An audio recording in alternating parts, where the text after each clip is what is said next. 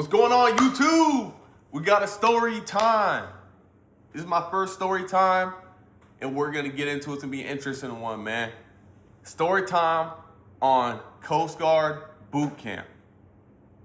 Let's get into it, man. So let's start at it from the recruiting office, bruh. Let's get it. So I'm in college, I graduate, and I go to the recruiting office. I'm like, man, there's some programs. I have my bachelor's degree. I'm trying to get in. I'm trying to join, trying to serve my country. Man, the recruiter, he was like, all right, I think I got the perfect program for you. It's the C-Spot LSRP program, which stood for the College Student Loan Repayment Program, and LSRP is the student loan repayment, right? So it was an initiative basically for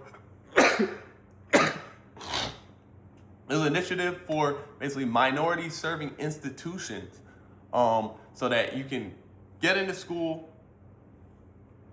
No. It was a program for primarily minority serving institutions, so that you could either have your student loans paid for or pay your last 2 years of college. So it was a great deal to me, man. So I told him, where do I sign up? Got signed up, got the PP test ready, but I had a few reservations.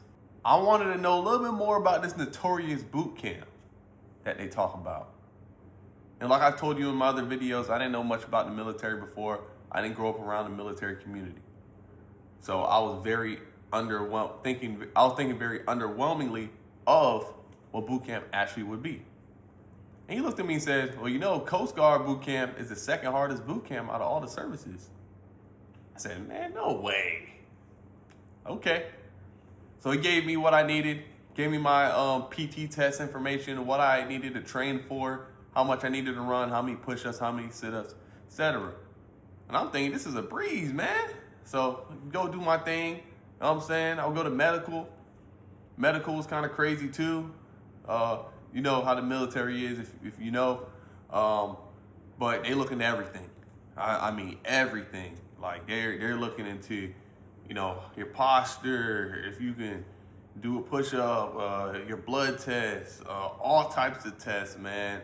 They even strip you naked, man. Looking at all through your body, make sure you don't got no crazy scars or no crazy tattoos or anything like that. It was wild. So, boom. 1 week out to boot camp. I'm getting a little bit nervous. And one of the things was I had to leave my family, right? I live with my parents, been in South Florida my whole life. And this was a new adventure where I had to really be uncomfortable. I had to really get uncomfortable and go outside of what my norm was. Man, I'm going training real hard now. But nothing prepared me for when I got off that bus. Man, so night before boot camp, they say meet at MEPS. Meet at MEPS, you're gonna be dropped off. You're gonna have all the materials that we told you to bring, you're gonna have in there. Have just your body, your bag, and dress business casual. So I said, okay, dress business casual, got on the bus. Went to the facility, and there was a waiting room. They gave us a nice breakfast. I was sitting there. I was with, some of the guys who were joining the Army, those guys who joined the Navy that day, guys who joined the Air Force, and the Marines. And one thing I did notice since I graduated college and I was going through a program where I did require a boot camp to go to Officer Candidate School, a lot of these guys, they were younger than me. They were like 18, 17. So they're goofing off, and there was a maturity gap for sure. So, boom, we're waiting, the buses pull up. All right, we get on the buses. The military, one thing I'll say about military is so seamless the way that they organize things, man. Like they had our plane tickets ready, they had meal vouchers ready so you can eat at the airport. I mean, this was the first time I was introduced to the seamless bureaucracy of the United States government. This government got money, man. You know how they can print money? They got money. The U.S. government has a lot of money. So, got my plane ticket, already had it printed for me. Had my meal voucher already printed for me. I felt so taken care of. Little did I know. I felt so taken care of, man. So, yeah, they took care of me all right in that boot camp. But we're gonna get there. So, boom, get to the airport, seamlessly board onto my plane. We're gonna go to from Florida. We're going from Florida to Philadelphia, and then from Philadelphia, I was gonna catch a bus. So got on the plane. The flight was crazy.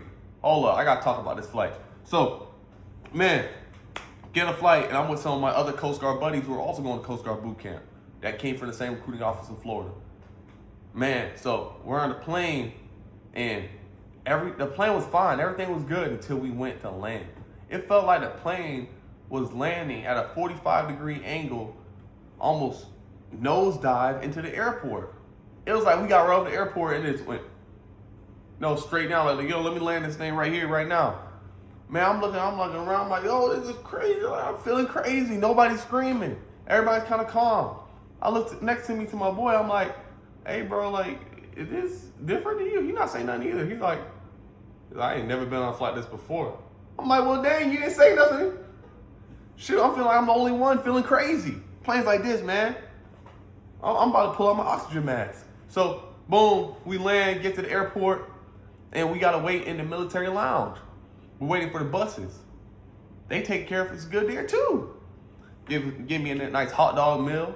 Got me a glizzy, some ketchup, some relish, some mustard. Gobbled down my glizzy. You know what I'm saying? Gobbled down some drink. And I was feeling good about myself. I was feeling real good about myself, man. So, boom, the bus comes. They come out about 8 p.m. This happens at night. Pick me up. We get in the bus, okay? And the bus driver is like, man, y'all cool. Like, y'all can talk. Y'all vibing, man. So everybody's cool. We cooling and stuff on the way to Cape May, New Jersey. You know what I'm saying? It's an hour, 30-minute drive. It's real scenic, nice looking at the forest. Everything's cooling, man. So then I'm like, okay, like this is cool. This is cool. All of a sudden, the bus get quiet. I look around. It's nothing but darkness. But we pulling up in the middle of the wilderness to a facility. It's like there's darkness on the sides of us, but in front of us is light. It's like a light. It's like a facility, like a prison almost. It's far from prison, but it's like a prison almost, like a facility with big gates. Bus quiet, bro. It's like they knew what was going on and what was about to happen, and I barely did because I didn't know what to expect. I was introduced to a whole lot of military stuff. So I'm just like, okay. So pull up. Everybody's scared. They're like, man. You know what I'm saying? People looking real tense and tight. I'm just chilling. Pull up. Bail out the truck. I'm playing. But pull up. The bus stops. Look outside. We look to the right. There's these dudes, the company commanders. They're down like this, with their brims. You can barely see their eyes. They're standing there like some ghosts. Now I'm getting scared. Like, what are they about to do to us? This is about to get freaky. Man, so next thing you know, one of them moves out of the line in perfect militant order. Boom, boom, boom, boom. Perfect military stature comes on the bus. You have arrived at Coast Guard boot camp. Boom, boom, boom. Walk to the back of the bus so nobody can see who it was. In perfect order, gave us instructions. You're gonna grab your bag with your left hand, hold it in your right hand. But they said it so fast that a lot of people didn't pick up on the instructions, including me. Then, after the instruction, she said, get off my bus now. But she said the instructions so fast. So everybody get off. Boom, boom, boom, boom. We get on dock. Once we get out there, we're getting smoked, man. Once we get out there, people getting yelled at. Bags are flying. Shoes are flying. People are flying. I mean, it was crazy, man. Yelling at us. Push-up. People are doing push-ups. People doing squats. People doing flurry kicks. All types, man. People getting destroyed, man. All right? Out the gate. We have the bus, get our bags. We go get seated. We get an introduction. All right? everything was so militant and seamless. Everything was moving in a correct order for us to just get checked in. I mean, it was so militant, man. This is my first introduction to the military. So by then, about from 9 p.m. to 12 p.m., 12 a.m., we were being processed in a real militant manner. Everything's orderly. Everything. From the way that you stand to the way that you have your hands, from the way that you have to have your eyes, all that. So we did checked in, we get to our barracks, and we laying down. And after just that, they didn't even get to like really beating us for real. Like they didn't even get to really like making us beating us push-ups and stuff. Like they didn't even really get to working us out or nothing. I was already second guessing. I'm like, man, this military stuff, I don't know. Right? Next day, we're in like a quarantine period. So we're just like kind of just chilling, kind of just, going through the motions and just waiting for us to get picked up by real company commanders. That day comes. We get picked up by the company commanders. The day of pickup was crazy. Now we're in sweats. They took our civilian clothes. They took our cell phones. They took our bags. They took everything of personal value. And they put it away for you to the end. So you have no cell phone, no communication. So if you're addicted to phones, that's one way to not be addicted to phones no more. Company commanders pull up. They have us hop out and stand on the dots, on the dotted lines. And it was like sharks in a water full of sardines. The way they assess that you don't have military bearing in an instant is amazing. Because you're a civilian at that point. Jumped on, why are you standing like this? Why are you doing this? Let's go, run. Man, all I could do was just close my eyes and scream, man. Ah, yeah! Yes, sir. That's all I could do, man. It was crazy. It was scary. Because these dudes were just like white on rice. And if you're me, man, I need a job. I need this job. I'm not trying to get fired because I don't have military bearing. But they were going to teach us. So that first whole week, we just got blasted, man. I mean, people getting just cooked. I'm getting cooked. And I stood out because I don't follow directions good at first. And I was getting destroyed, man. I stood out like a sore thumb. Right? So, we go through the weeks.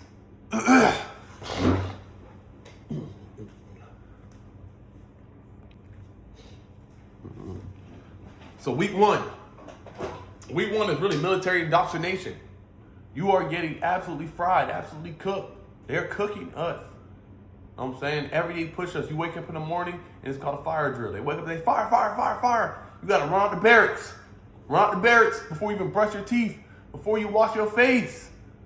You outside doing push-ups, sit-ups, flutter cooks, squats, jumping jacks for an hour.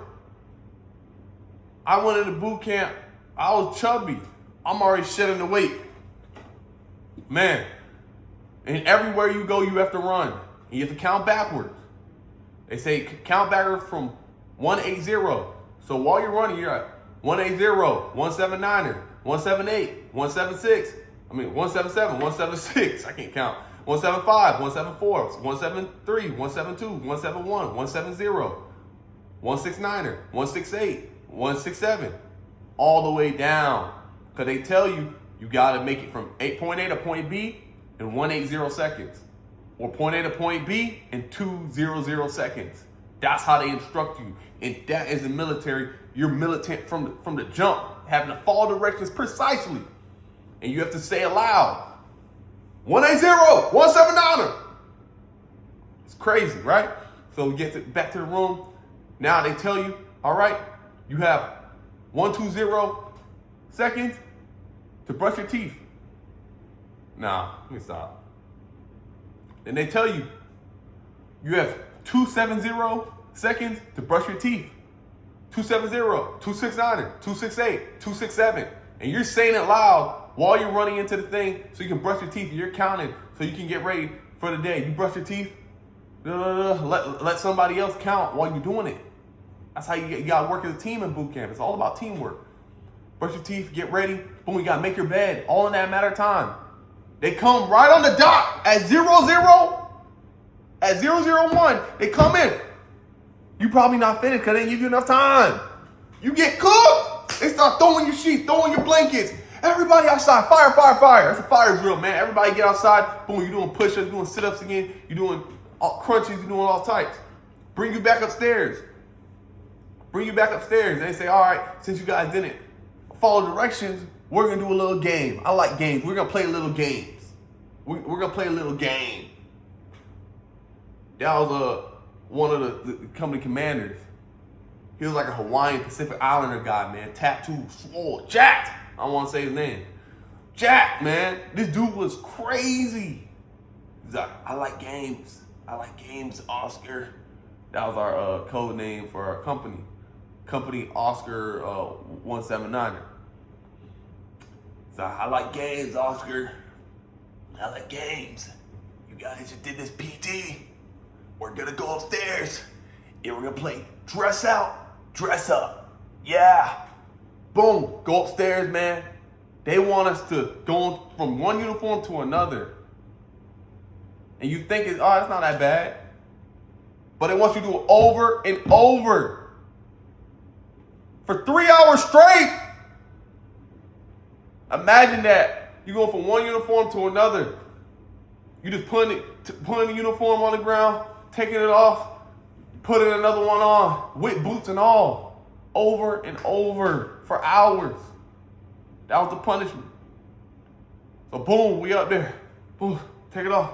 Put it back on. Take it off. Put it back on. But what they do, so there's no like sexualization, they have you wear gym shorts. So the gym shorts you never take off, and you never take off the t-shirt. So you never take the t-shirt off or the gym shorts, but you put a uniform on, taking the uniform off. Put the uniform on, taking it off. And they give you like 2 minutes to do that. So boom, you do it.